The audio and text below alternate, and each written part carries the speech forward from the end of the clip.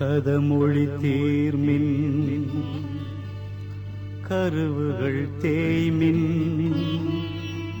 கருணை நெஞ்சோடு இதமொழி கூறுமின் இன்னுயிர் ஓம்புமின் எப்பொழுதும் ஸ்ருதமொழி கேள்மின். நாம் இங்கே பார்ப்பது நீண்ட நாகமலை. இந்த நாகமலையின் அடிவாரத்தில்தான் மதுரை காமராசர் பல்கலைக்கழகம் அமைந்துள்ளது.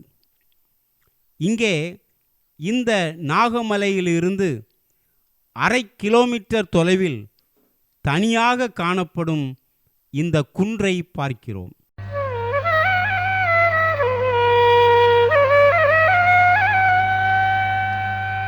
திங்கள் மும்மாரி பெய்க திருவரம் வளர்க செங்கோல் நன்கினிது அரசன் ஆழ்க நாடெல்லாம் விளைக மற்றும் எங்குள அறத்தி.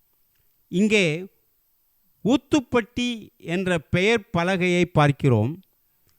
இந்த ஊத்துப்பட்டி ஊர் இக்குன்றின் அடிவாரத்தில் அமைந்துள்ளது. இந்த தேசிய நெடுஞ்சாலையிலிருந்து வலதுபுற பக்கவாட்டில் செல்லும் சிறு ரோட்டில் சென்றால் குன்றின் அடிவாரத்தை அடையலாம். நாம் இங்கே குன்றுக்கு அழைத்து செல்லும் சாலையை பார்க்கிறோம். இந்த குன்றின் முழு பகுதியையும் இங்கிருந்து பார்க்கிறோம். இங்கிருந்து பார்த்தால் ஒரு ஆர்ச் வளைவு போன்று குன்று காணப்படுகிறது. இங்கிருந்து பார்த்தால் இந்த குன்றின் முழு பகுதியையும் பார்க்க முடியாது. இந்த குன்றுதான் கொங்கர் புளியங்குளம் பகுதியில் உள்ள குன்று ஆகும். பகுதியில் உள்ள இந்த குன்றில் கொங்கர் புளியங்குளம் சமண முனிவர்கள் தங்கிய குகைகளிலும் கற்படுக்கைகளிலும் தமிழ் பிராமி கல்வெட்டுகள் மற்றும் தீர்த்தங்கரர்கள் சிற்பம் ஆகியவை காணப்படுகின்றன.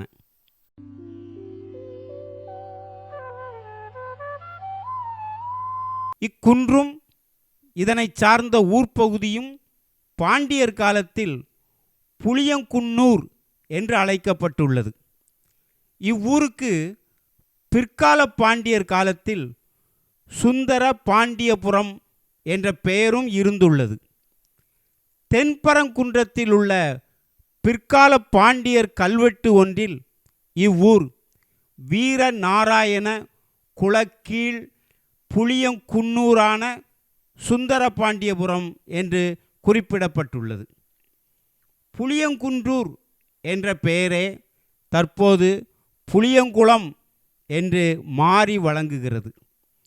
இக்குன்றில் தென்மேற்கு நோக்கி 5 இயற்கையாக அமைந்த குகைகள் காணப்படுகின்றன.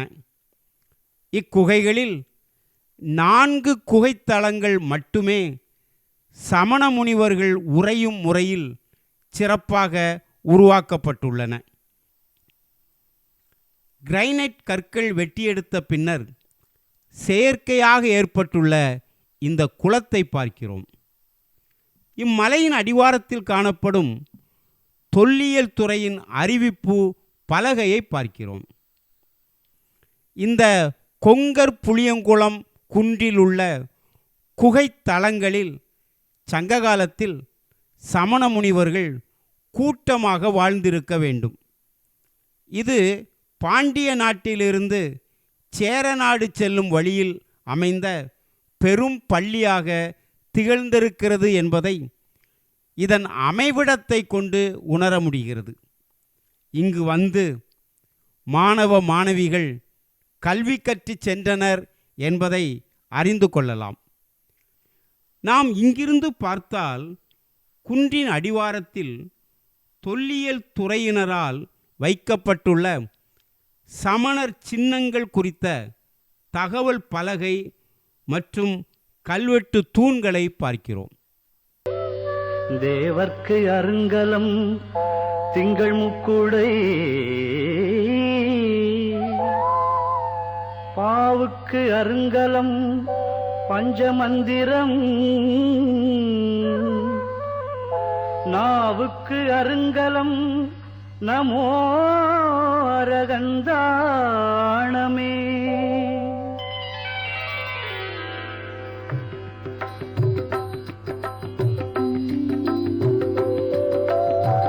ஆதியாய் உலகியல்பை அளித்தாய்.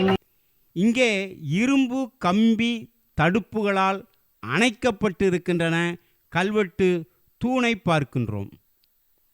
இம்மலையில் காணப்படும் குகைகள், படுக்கைகள், தமிழ் பிராமிக் கல்வெட்டுகள், அக்கல்வெட்டு எழுத்துக்கள் வெளிப்படுத்தும் செய்திகள், சிற்பம் மற்றும் வட்டெழுத்துக்கள் கல்வெட்டு குறித்த செய்திகளை இக்கல்வெட்டு தூண் தாங்கியிருக்கிறது.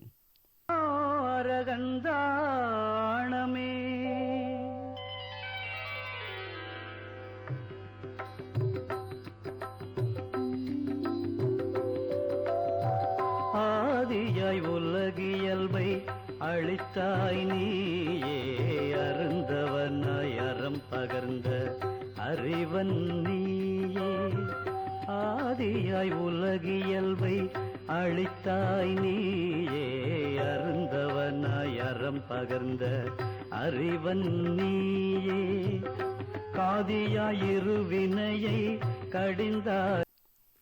இந்த குன்றில்தான் 2200 வருடங்களுக்கு முன்னர் சமண முனிவர்கள் தங்கியிருந்து அறக்கருத்துக்களை மக்களுக்கு போதனை செய்தார்கள்.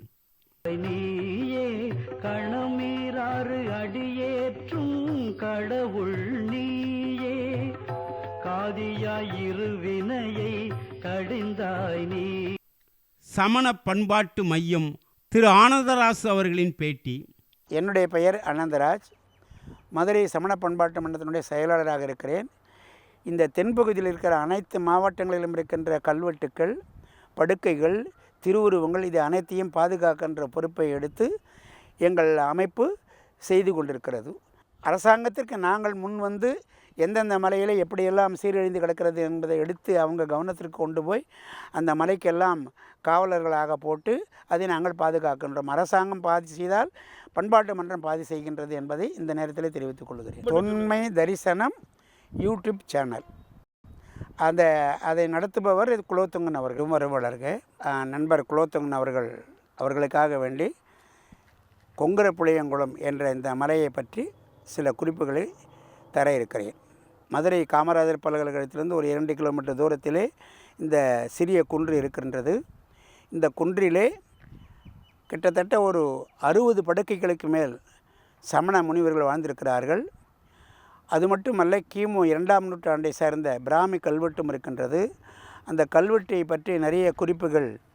அடுத்தபடியாக இந்த மலையினுடைய வரலாறை சொல்லப்போனால் கிமு 2ஆம் நூற்றாண்டு முதல் கிபி 10ஆம் நூற்றாண்டு வரை இந்த மலை மிகவும் தமிழ் சமணர்கள் செழிப்பாக வாழ்ந்ததற்கான ஆதாரங்கள் கிடைத்திருக்கிறது. அது மட்டுமல்ல, அச்சனந்தி அடிகள் 9ஆம் நூற்றாண்டைச் சேர்ந்த அச்சனந்தி அடிகள் தென்பகுதியிலிருந்து வரும்பொழுது மதுரையிலே பல இடங்களிலே அவர் பல குன்றுகளிலே இருந்து இந்த தீர்த்தங்கருடைய திருவடிகளை எல்லாம் செய்திருக்கிறார். அந்த வகையில் இந்த குன்றிலேயும் அவர் ஒரு மகாவீருடைய சிற்பத்தை செய்திருக்கிறார். அதன் கீழே அவருடைய பெயரும் குறிக்கப்பட்டிருக்கிறது. அச்சனந்தி அடிகள் செய்வித்த திருமேனி என்று ஒரு குறிப்பு அதிலே வருகிறது.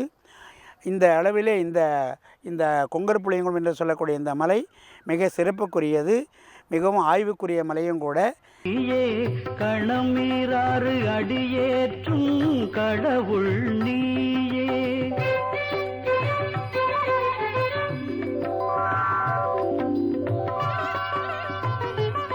இங்கே நாம் சமண முனிவர் தங்கி அறம் போதித்த பகுதிகளை பார்க்க இந்த படிகளின் வழியே செல்லுகிறோம். இங்கே தொல்லியல் துறையினரால் அமைத்து கொடுத்திருக்கின்ற இந்த படிகள் மற்றும் கைப்பிடி இரும்பு கம்பிகளை பார்க்கிறோம்.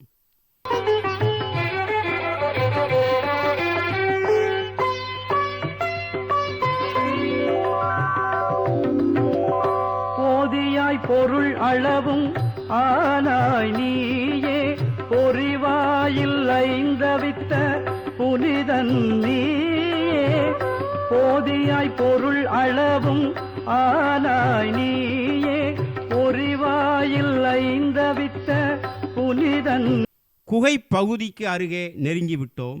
நீயே. இந்த குகையின் தலைப்பகுதியான கூரைப்பகுதியில் கோடு போன்ற நீண்ட வரிசையில் வெட்டப்பட்ட அமைப்பை பார்க்கிறோம். இந்த அமைப்பானது மழைநீர் வடிந்து குகைக்குள்ளே செல்லாமல் தடுக்கும் அமைப்பாகும். ஜோதியாய் நிலவு இங்கே ஒரு குகையை பார்க்கிறோம். ஆனால் இந்த குகையின் அடித்தளத்தில் படுக்கைகள் எதுவும் செய்யப்படவில்லை. செல்வன் நீயே ஸ்ரீவர்த்த இங்கே இரும்பு கிரில் கதவை திறந்து உள்ளே வந்து விட்டோம். மானஞ்சனும் தீர்த்தன் நீயே ஜோதியாய் நிலவு குண செல்வன் நீயே ஸ்ரீ. இங்கே இரண்டாவது குகையை பார்க்கிறோம். இக்குகை தளங்கள் சிலவற்றின் விதானத்தில் பழங்கால பாறை ஓவியங்கள் காவி நிறத்தில் காணப்படுகின்றன. இக்குகை தளங்கள் மனிதர்களின் வாழ்விடமாக இருந்திருக்க வேண்டும். இக்குகையின் அடித்தளத்தில் வரிசையாக 60க்கும் மேற்பட்ட படுக்கைகள் வெட்டப்பட்டிருப்பதை பார்க்கிறோம்.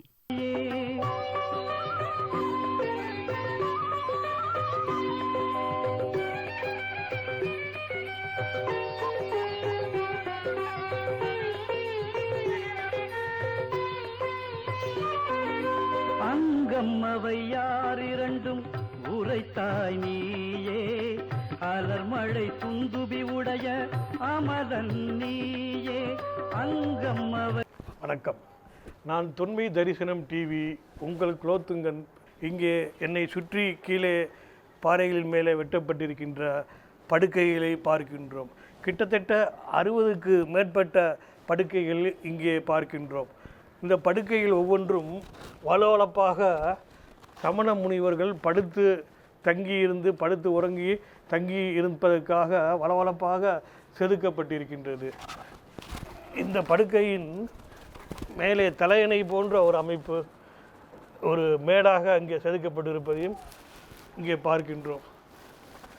ஆனால் தற்கால நம்மளுடைய மக்கள் இங்கே என்னென்னமோ ஒலிகளை வைத்து அவர்களுடைய பெயர்களை ஆங்கிலத்திலும் தமிழிலும் பொறிக்கப்பட்டிருப்பதை நாம் இங்கே பார்க்கின்றோம். முழுவதும்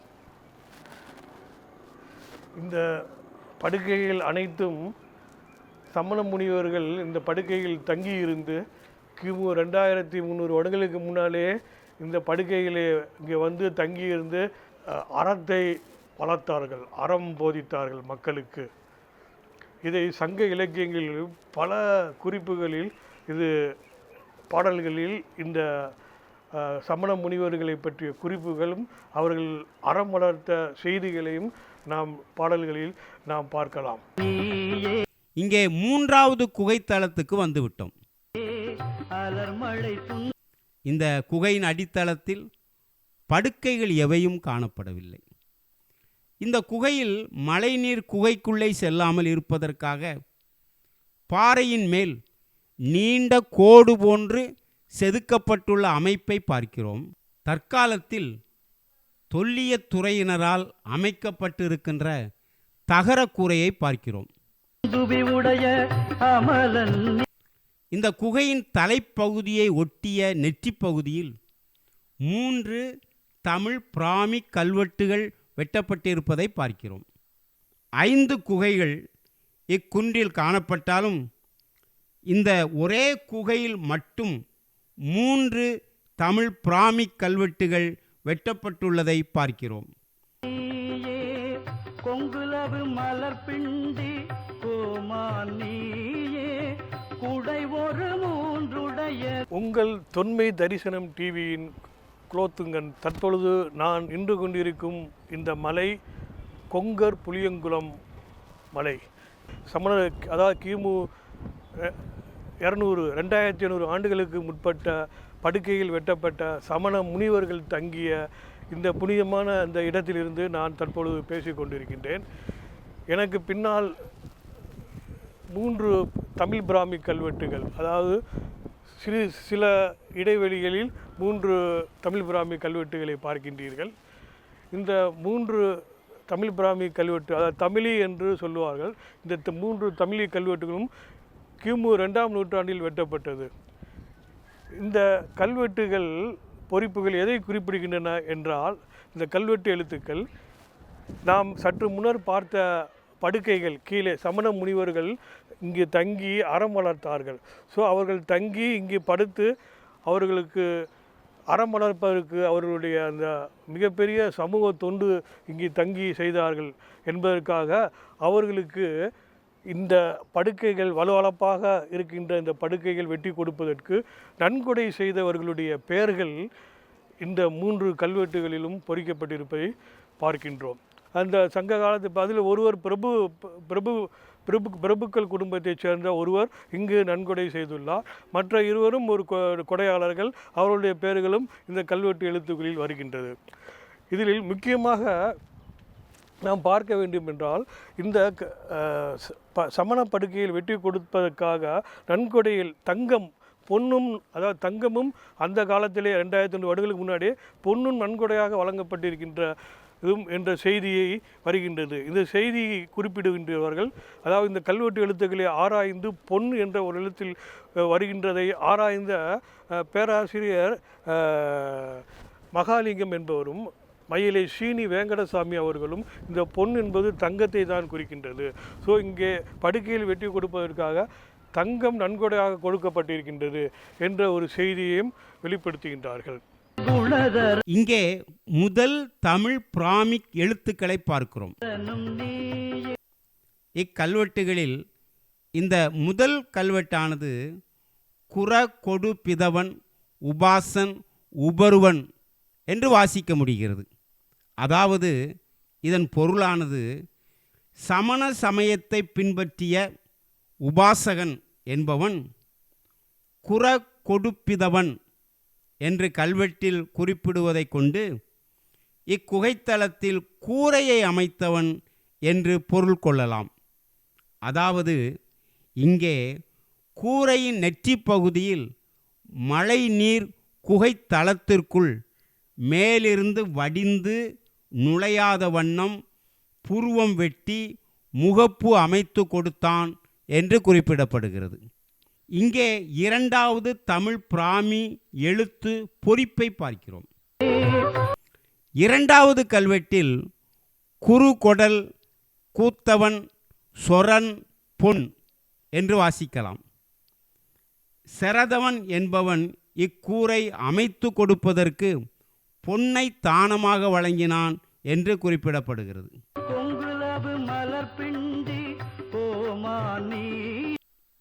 இங்கே 3வது தமிழ் பிராமி எழுத்து பொறிப்பை பார்க்கிறோம். 3வது கல்வெட்டு பாகன்ஊர் பேதாதன் பிடன் ஈத்த வெபொன் என்று குறிப்பிடப்படுகிறது. அதாவது பாகனூரைச் சேர்ந்த பேராதன் பிட்டன் என்பவன் இக்குகையின் கூரையை அமைத்து கொடுக்க வெபொன் என்று கல்வெட்டு குறிப்பிடும் வெள்ளியை தானமாக வழங்கினான் என்று அறிய முடிகிறது. இக்கல்வெட்டில் உள்ள பாகனூர் என்பது கொங்கர் புளியங்குளம் மலைக்கு வடப்புறம் அமைந்த தற்பொழுதுள்ள சோழவந்தானை குறிக்கும் ஒரு பெயராகும். சோழவந்தானுக்கு அருகில் உள்ள குன்றுகளில் உள்ள கல்வெட்டில் பாகனூர் கூற்றம் என்று சோழவந்தானை குறிப்பிடுவதை அறிய முடிகிறது. இங்கே 2வது 3வது கல்வெட்டு எழுத்து பொறிப்புகளின் முடிவில் 2 குறியீடு பொறிக்கப்பட்டுள்ளதை பார்க்கிறோம். இந்த குறியீடுகள் அழகர்மலை கிடாரிப்பட்டி பகுதியில் உள்ள குகையில் வெட்டப்பட்டுள்ள தமிழ் பிராமிக் கல்வெட்டின் இறுதியிலும் காணப்படுகிறது. இலங்கையில் காணப்படும் பிராமிக் கல்வெட்டுகளிலும் இதே போன்ற குறியீடுகள் காணப்படுகின்றன. கொடுமணல் அகழாய்வில் கிடைத்துள்ள சங்ககால பானை ஓட்டிலும் இக்குறியீடுகள் காணப்படுகின்றன. இக்குறியீடுகள் பற்றி இருவேறு கருத்துக்கள் ஆய்வாளர்களிடம் உள்ளன. இக்குறியீடுகள் பொன்னின் அளவை குறிக்க வழங்கிய குறியீடாக உள்ளன என்று ஆய்வாளர் குழு ஒன்று குறிப்பிடுகிறது. ஆனால் இதனை மறுத்து இக்குறியீடுகள் அச்சொற்றொடரின் முடிவை காட்டுகின்றன என்று சிலர் கருதுகின்றனர். ஆனால் நூலாசிரியர் முனைவர் திரு வேதாச்சலம் அவர்கள் அழகர்மலை கல்வெட்டில் வணிகர் பெயர்களுக்கு பின்னரே பெரும்பாலான இடங்களில் வருவதால் இவ் ஆய்வாளர்களது கருத்தை ஏற்றுக்கொள்ள இயலாது. இவற்றை சமூகத்தில் பல குடும்பங்களாக பிரிந்து பல தொழில் செய்வோரது குல குறியீடுகளாக கொள்ள வாய்ப்புள்ளது என்று குறிப்பிடுகின்றார். சங்க காலத்தினை தொடர்ந்து முற்கால பாண்டியர் காலத்திலும் இங்கு செயல்பட்ட பள்ளி சிறப்புடன் விளங்கியிருக்கிறது. பிற்கால பாண்டியர் காலத்திற்கு பின்னர் இம்மலையில் சமணம் குன்றியிருக்க வேண்டும். முதல் மறவர்மன் சுந்தரபாண்டியன் காலத்தில் திருப்பரங்குன்றத்தின் தென்புறம் காணப்படும் சமணர் குடைவரை கோயிலை சிவன் கோயிலாக மாற்றி தானமளித்த போது இந்த கொங்கர் புளியங்குளம் அமைந்த சமணப்பள்ளியும் தானமாக சிவன் கோயிலுக்கு வழங்கப்பட்டுள்ளது. குகைகள் காணப்படும் பகுதியிலிருந்து குகைகளின் வலது பக்கமாக 100 மீட்டர் தொலைவில் சென்றால் தற்பொழுது நாம் பார்க்கும் இந்த சமதளத்திற்கு வந்துவிடலாம். நாகமலை புதுக்கோட்டையிலிருந்து புறப்படும் போது மழைச்சாரல் இருந்தது. இங்கேயும் மழை மேகம் சூழ்ந்தது. ஆனால் திடீரென்று சூரிய பகவான் மேகத்தை விரட்டி அடித்து எங்களுக்கு காட்சி தந்து படப்பிடிப்பின் வெளிச்சத்திற்கு பெரிதும் உதவினார். என்ன ஆச்சரியம்! சூரிய பகவானை சிந்தையில் நிறுத்தி நெகிழ்வோடு வணங்குகிறேன். இந்த சிற்பத்திற்கும் 8 அடி உயரத்திற்கு மேலே நீண்ட கோடு போன்ற வெட்டுப்பகுதியில் பாறையில் செதுக்கப்பட்டிருப்பதை பார்க்கிறோம். இதுவும் மழை நீர் வடிந்து குகைக்குள்ளே வடியாத ஒரு வடிகால் அமைப்பாக கருத முடிகிறது. வணக்கம். நான் உங்கள் குலோத்துங்கன், தொன்மை தரிசனம் டிவி குலோத்துங்கன். நான் தற்பொழுது நின்று கொண்டிருக்கும் கொங்கர் புளியங்குளம் இந்த மலைப்பகுதி, எனக்கு பின்னால் வெட்டப்பட்டிருக்கின்ற சிற்பத்தை பார்க்கின்றோம். இந்த சிற்பமானது சமண தீர்த்தங்கரர்களில் கடைசி 24வது தீர்த்தங்கரான மகாவீரரின் சிற்பமாகும். இந்த மகாவீரர் அர்த்த பரியங்காசனத்தில் அமர்ந்தவாறு, அந்த பீடத்தில் அமர்ந்தவாறு செதுக்கப்பட்டிருக்கின்றது. அவர்களுக்கு 2 பக்கமும் சாமரம் வீசுகின்ற இயக்கன் இயக்கிகள் சிற்பம் பொறிக்கப்பட்டிருக்கின்றது. மகாவீரரின் 2 பக்கமும் சிங்க பொறிப்பு, சிங்கம் 2 கால்களை தூக்கி இந்த பக்கமும் வலது பக்கமும் இடது பக்கமும் சிங்க சிற்பம், அதாவது 2 பக்கமும் சிங்கம் 2 கால்களை தூக்கி 2 கால்களை ஊண்டி தரையில் ஊண்டிவாறு 2 சிங்க சிற்பத்தை நாம் இங்கே பார்க்கின்றோம். இந்த சிற்பமானது கிபி 9-10ஆம் நூற்றாண்டில் செதுக்கப்பட்டிருக்கின்றது. இந்த சிற்பத்திற்கு கீழே வட்டெழுத்து கல்வெட்டுகள் இருந்தது. ஆனால் தற்காலத்தில் அவை மழையினாலும் அது அந்த காலப்போக்கில் அந்த வட்டெழுத்து கல்வெட்டு காணாமல் போயிருப்பதை பார்க்கின்றோம். பல வருடங்களுக்கு முன்னால் ஆர்கியாலஜி டிபார்ட்மெண்ட், தொல்லியல் துறையினர் அந்த வட்டெழுத்து கல்வெட்டுகளை படியெடுத்து பாதுகாத்து வைத்திருக்கின்றார்கள். அந்த வட்டெழுத்து கல்வெட்டானது இந்த திருமேனி, மகாவீரனுடைய திருமேனி சிற்பமானது அஜ்ஜனந்தி என்ற சமண முனிவரால் செதுக்குவதற்கு நன்கொடை கொடுக்கப்பட்டிருக்கின்றது. அதாவது அஜ்ஜனந்தி முனிவர் இந்த சிற்பத்தை செதுக்குவதற்கு நன்கொடை கொடுத்திருக்கின்றார் என்ற ஒரு செய்தியை இந்த வட்டெழுத்து கல்வெட்டு குறிப்பிடுகின்றது என்பதை நாம் பார்க்கின்றோம். அந்த சிற்பத்தின் நுனிப்பகுதிகள் அனைத்தும் அந்த மழையினால் அரிக்கப்பட்டு அது சிற்பம் கொஞ்சம் கொஞ்சமாக அரித்து கொண்டிருப்பதை காணாமல் அதாவது மறைந்து கொண்டிருப்பதை நாம் இந்த சிற்பத்தின் துல்லியத்தை நுணுக்கமாக பார்த்தால் தெரியும். கூடை ஒரு மூன்றுடைய நாம் இங்கே குன்றின் இடைப்பட்ட உயரத்தில் இவ்விடத்தில் சற்று சமதளமாக இருப்பதை பார்க்கிறோம். இச்சமதளத்தின் அருகே உள்ள இந்த செங்குத்தான பாறையின் மேலே செதுக்கப்பட்டுள்ள இந்த சிற்பத்தை பார்க்கிறோம். இணையரிகள் பக்கவாட்டில் நிற்கும் சிம்மாசனத்தில் அர்த்தபரியங்கசானத்தில் அமர்ந்த நிலையில் தீர்த்தங்கரர் காணப்படுகிறார். தீர்த்தங்கரரின் இருபுறமும் சாமரம் ஏந்திய இயக்கர்கள் இருவர் நிற்கின்றனர்.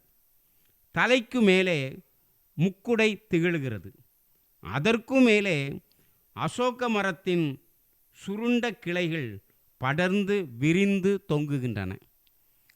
இங்கே தீர்த்தங்கரர் சிற்பத்திற்கு கீழே பாறையில் வெட்டெழுத்துக்கள் பொறிக்கப்பட்டிருப்பதை பார்க்கிறோம். மழைநீர் வடிந்தோடிய இச்சிற்பத்தையும் கீழே பொறிக்கப்பட்டுள்ள வட்டெழுத்து கல்வெட்டு பொறிப்புகளையும் சேதப்படுத்தி இருப்பதை பார்க்கிறோம். ஆனால் வட்டெழுத்து கல்வெட்டு முழுவதும் அழிந்து போயிருப்பதை பார்க்கிறோம். முன்னர் தொல்லியல் துறையினரால் படியெடுக்கப்பட்ட அந்த கல்வெட்டு எழுத்துக்கள் அச்சனந்தி செய்வித்த திருமேனி என்று குறிப்பிடுவதை அறியலாம். இந்த அச்சனந்தி என்ற சமண பெரியார் இம்மலையிலும் தீர்த்தங்கரர் சிற்பத்தை பாறையில் புடைப்பு சிற்பமாக செய்வித்துள்ளார். இப்புடைப்பு சிற்பத்தின் காலம் கிபி 9-10 நூற்றாண்டு என்று அறிய முடிகிறது. உலக பொதுமுறையாம் திருக்குறளின் 2 குறள் சமண முனிவர்கள் தவத்தின் வடிவங்களையும் பற்றற்ற அத்தவ முனிவர்களை உயிர்களெல்லாம் வணங்கும் என்பதையும் குறிப்பிடுகிறது.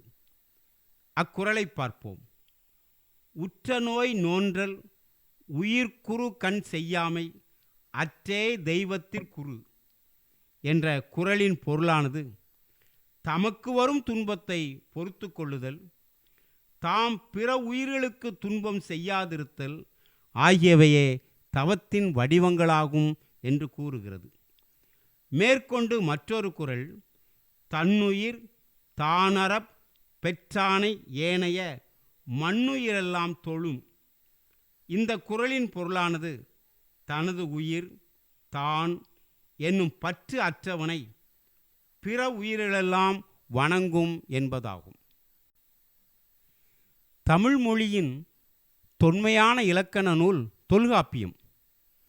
தொல்காப்பியத்தில் உள்ள பொருள் அதிகாரத்தில் இடம்பெற்றுள்ள மரபியலில் விளக்கப்படும் அறுவகை உயிர்கள் விளக்கமும் சமண சமயத்தினர் குறிப்பிடும் அறுவகை உயிர்களும் ஒன்றாக உள்ளன.